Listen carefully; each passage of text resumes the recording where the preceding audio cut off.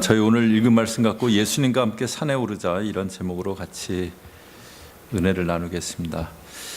저희가 오늘부터 산상수훈 말씀을 같이 주일날 보도록 하겠습니다. 저희가 복음서 중에서 마가복음을 전체를 한번 이렇게 봤던 적이 있습니다. 그 다음에 예수님이 잉태하실 때부터 십자가에 죽으시고 부활 승천하시기까지 예수님의 생애를 쭉 같이 한번 봤었던 적이 있고요. 그 다음에 작년에는 예수님의 비유 말씀을 이렇게 봤었던 그런 적이 있는데요. 이제 그런 식으로 이렇게 복음서를 보고 있는데, 저희가 이번에는 산상수훈을 같이 보도록 하겠습니다. 산상수훈은 마태복음 5장, 6장, 7장 석장에 걸친 예수님의 가르침입니다.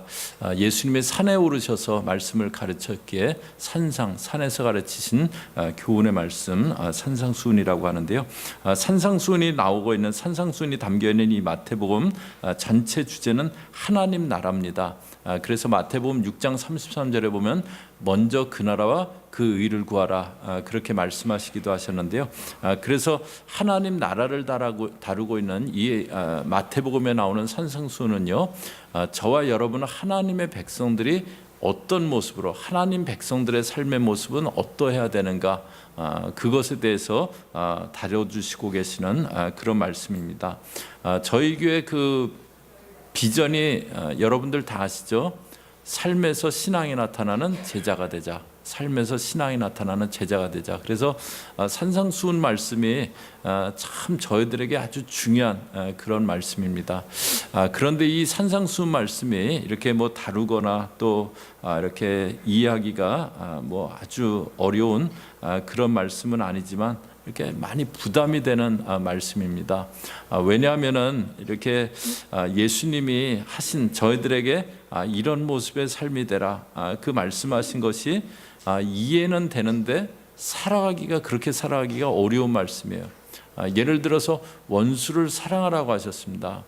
원수는 치가 떨리는 존재예요. 절대 마주치면 안 되는 존재입니다. 그런데 그 원수를 예수님은 사랑하라고 하세요. 이 산상수훈에는 이렇게 저희가 행하는 게 가능하지 않을 것 같아 보이는 그런 말씀들이 나옵니다. 그런 면에서 이제 아주 어려운 말씀인데요. 그래서 이제 산상수훈을 시작하는 오늘 말씀 1절, 2절에서 저희가 산상수훈 말씀을 듣기 위해서 마음 가운데 어떤 준비가 있어야 되는지 오늘 1절, 2절이 그것에 대해서 알려주십니다. 저희 1절부터 다시 한번 보시면은요, 예수께서 무리를 보시고 산에 올라가 앉으시니 제자들이 나온지라. 예수께서 무리를 보시고 산에 올라가 앉으셨다 그러는데요, 여기 무리들은 어떤 자들이냐면 바로 그 앞에 마태복음 4장 23절에 보시면요, 예수께서 온 갈릴리에 두루다니사 그들의 회당에서 가르치시며 천국 복음 전파하시며 백성 중에 모든 병과 모든 약한 것을 고치시니, 이제 예수님이 사역을 막 시작하신 겁니다. 그래서 가르치시고 전파하시고 치유하시고 그런 사역들을 막 하셨어요. 그랬더니 24절에 그의 소문이 온 수리아에 퍼진지라 사람들이 모든 앓는 자 곧 각종 병에 걸려 고통당하는 자, 귀신 들린 자, 간질하는 자, 중풍병자들을 데려오니 그들을 고치시더라. 그래서 예수의 소문이 막 퍼져나가면서 병자들을 데려오고 예수님이 그들을 고치셨다래요. 그랬더니 25절에 갈릴리, 데가볼리, 예루살렘, 유대와 요단강 건너편에서 수많은 무리가 따르니라, 수많은 무리가 따르게 되었다고 그렇게 얘기합니다. 복음서에 보면은 심심치 않게 등장하는 표현이 무리라는 그런 표현입니다. 이 사람들은 뭔가 자신들의 필요가 있어서, 아니면 자기가 어떤 뭐 이렇게 분위기가 좀 그럴 듯해서 그 예수님을 찾는 그런 사람들입니다. 그렇게 수많은 무리가 따라오는 거 보시고요, 예수님이 산에 올라가 앉으셨다 그래요. 이 당시 이제 랍비들은 말씀을 강론할 때 앉아서 강론하셨다 그래요. 그래서 예수님도 앉으신 것은 이제 내가 말씀을 가르치겠다, 그것을 이렇게 나타내시는 겁니다.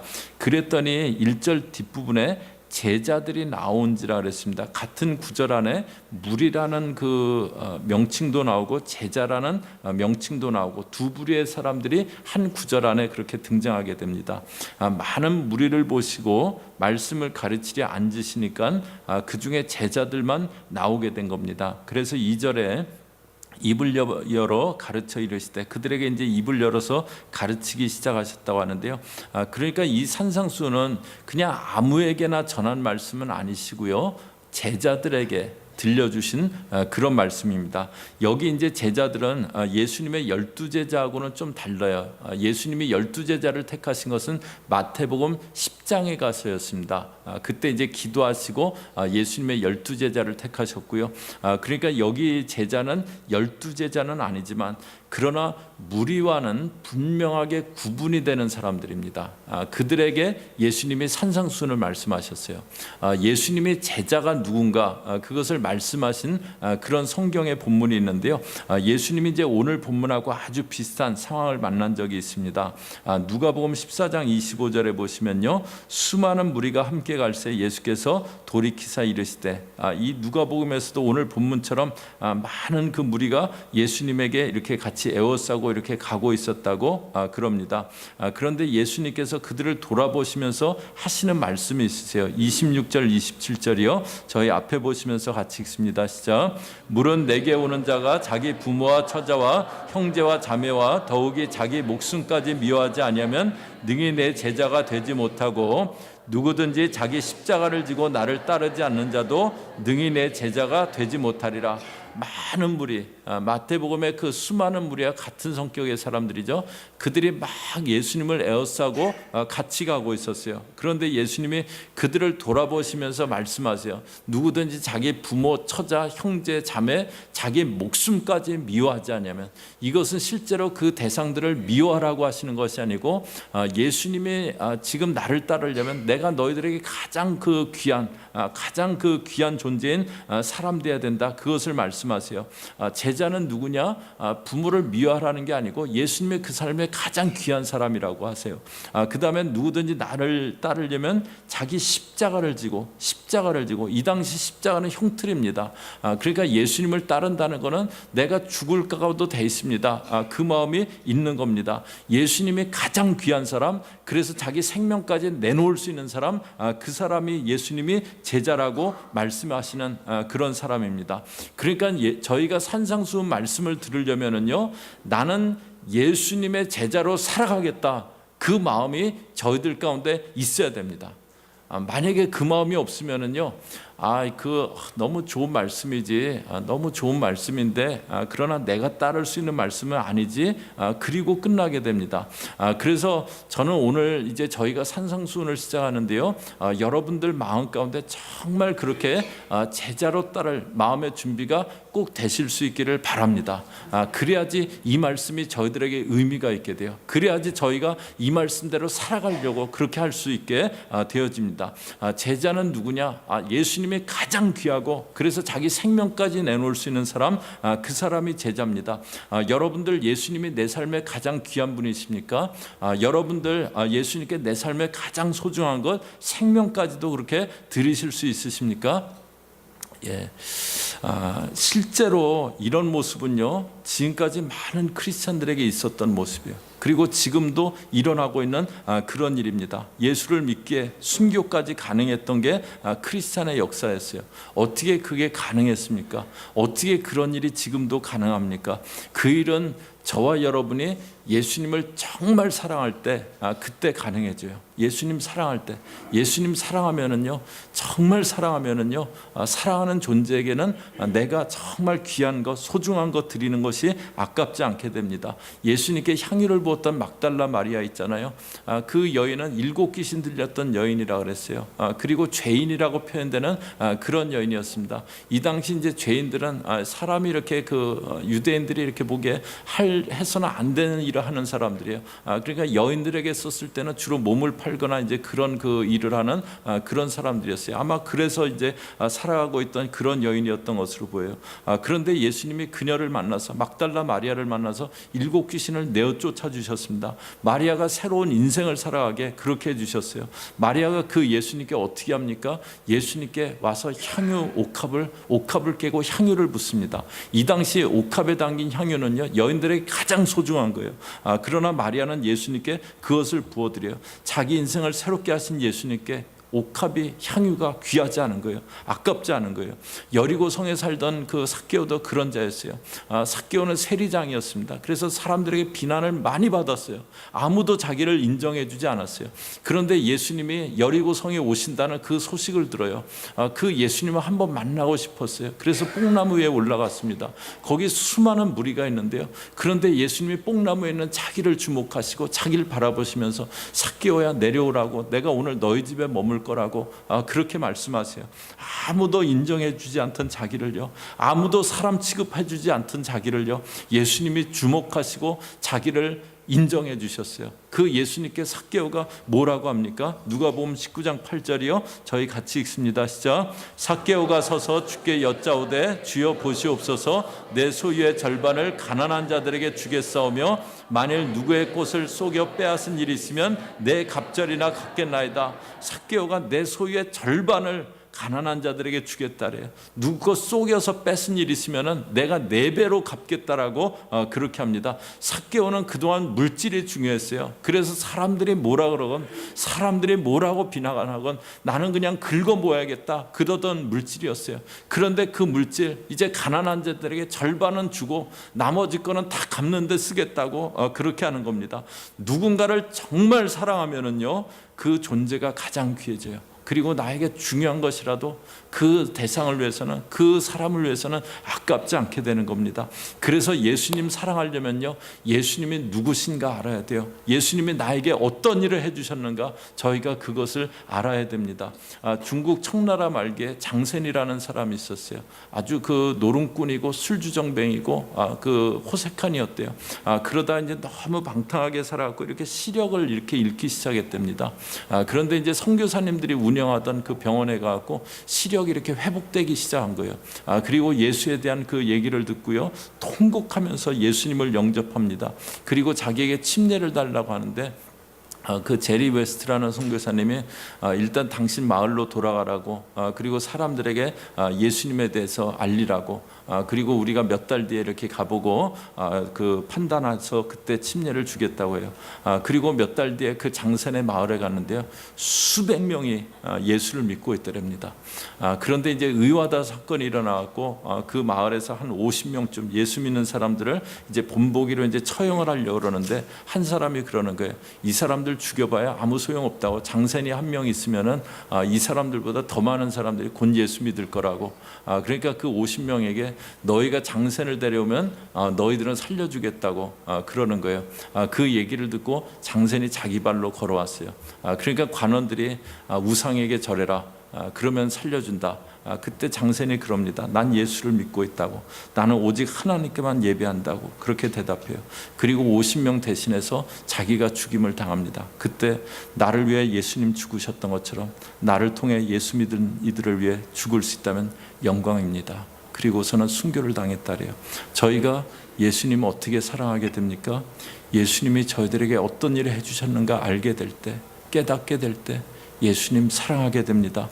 예수님이 저희들에게 어떤 분이셨는가 그거 알 때 저희가 예수님을 사랑하게 됩니다. 로마서는 그 예수님을 뭐라고 합니까? 로마서 5장 8절이요. 저희 또 같이 읽습니다. 시작. 우리가 아직 죄인 되었을 때 그리스도께서 우리를 위하여 죽으심으로 하나님께서 우리에 대한 자기의 사랑을 확증하셨느니라. 우리가 죄인 되었을 때 저와 여러분이 죄인이었었대요.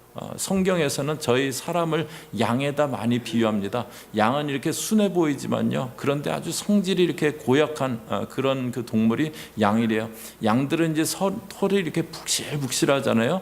그래서 혼자 있어도 이렇게 이렇게 더운데, 이렇게 양들은 때를 지어 있고 꼭 붙어 있고 이제 그런 그 모습을 이렇게 저희가 볼 수 있는데요.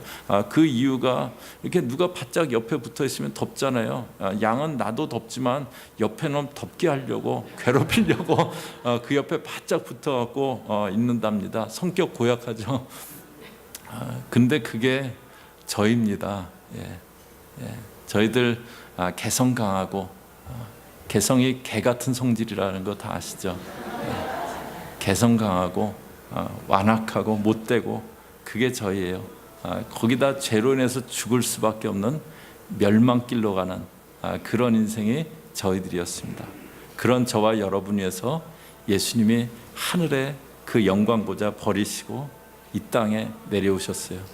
인도의 그 전도자였던 그 썬다싱은 이렇게 어느 날 길을 가다가 개미들이 이렇게 쭉 줄을 지어서 가는 걸 봤어요. 개미들은 그냥 밟으면 이렇게 밟혀서 그냥 뭐 존재도 없어지는 그런 것들이 개미잖아요. 그때 예수님이 이 땅에 인간이 돼서 오신 것은 내가 개미가 되는 것보다 훨씬 더 낮은 모습으로 오신 건데 그게 마음에 그런 생각을 했답니다. 예수님은 하나님이신 그분이요 천한 육신을 입고 이 땅에 내려오셨어요. 그러다 마침내 로마 군병들에게 붙잡혀서 뺨을 맞으시고 채찍에 맞으셨어요. 머리에 가시관 시험 당하고 십자가에 달려 죽임당하셨습니다. 누구 때문이었습니까? 멸망길로 가고 있는 저와 여러분 때문이었어요. 70억 때문이 아니었습니다. 그래 70억이나 되는 많은 사람이 있으니까 그냥 죽자, 그런 것 아니었어요. 어거스틴은 이런 고백을 했습니다. 이상하다, 놀라운 사실이다. 내가 만약에 창조주라면 나는 벌써 이 세상을 박살내버렸을 텐데, 그런데 이상하다, 하나님이 날 사랑하시다니, 사랑하실 때 단 한 사람밖에는 사랑할 사람이 없는 것처럼 그분은 날 사랑해 주신다. 아니 내가 이 세상의 유일한 생존자라 해도 그분은 날 위해 십자가에 못 박혔을, 죽임을 당하셨을 것이다. 어거스틴이 그 예수님의 사랑을 깨닫고 나니까 내가 한 명만, 생존자가 나 한 명이었어도 예수님이 십자가에 죽으셨겠구나, 그것이 마음 가운데 깨달아진 거예요. 그러세요. 예수님은 저희 한 사람을 위해서 죽으신 겁니다. 예수님은 저와 여러분 한 사람 한 사람을 위해서 죽으셨어요. 저희가 어떻게 예수님이 가장 귀한 분이라고 고백하게 됩니까? 어떻게 나도 십자가 지기까지 예수님 따르겠다고 그렇게 고백하게 됩니까? 예수님이 날 위해 육신 입고 이 땅에서 십자가 지신 일을 알게 될 때 저희도 그것이 가능해질 줄로 압니다. 그리고 예수의 제자로 살아가게 됩니다. 산상수훈 말씀 보려면요, 예수의 제자로 살겠다, 이제는 나도 예수님 따라가겠다, 마음에 그 준비가 있어야 됩니다.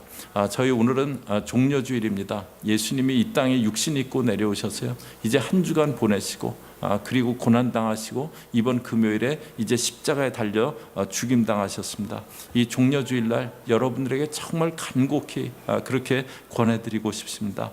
예수님은 저와 여러분 위해서 십자가에 죽임당하셨습니다.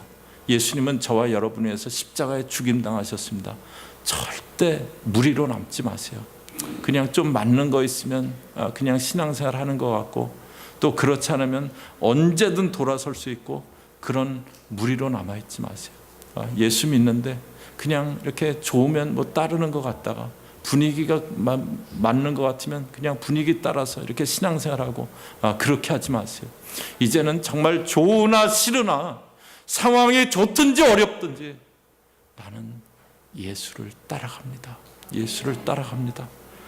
이제는 예수님 어떤 상황에서도 나의 가장 귀한 분이라고, 저는 예수를 늘 따라가겠다고 그 마음이 준비될 수 있기 바랍니다. 그래서 저와 여러분 예수님과 함께 산에 같이 올라 이 산상순을 같이 들을 수 있는 그런 마음의 준비가 되시기를 주의 이름으로 축복합니다. 같이 기도하겠습니다.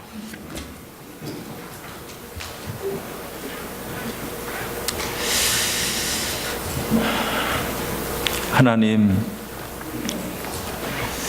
저희가 신앙생활하며 혹여라도 무리로 남아있지 않게 없어서 그냥 내 마음에 맞으면 또 그냥 조금 이렇게 그냥 예수님 생각하는 척하는 그런 모습의 신앙이 아니라 이제는 예수님이 내 삶에 가장 귀한, 예수님께 어떤 것도 아깝지 않은, 정말 늘 좋으나 어려우나 예수를 따라가는 그런 주의 제자 되어지게 인도하여 주옵소서. 그래서 이제 산에 같이 올라 예수님과 함께 주의 말씀을 들을 수 있는 그런 귀가 있게 하시고 그런 심령이 준비되게 하여 주옵소서. 예수님의 이름으로 기도 올리옵나이다. 아멘.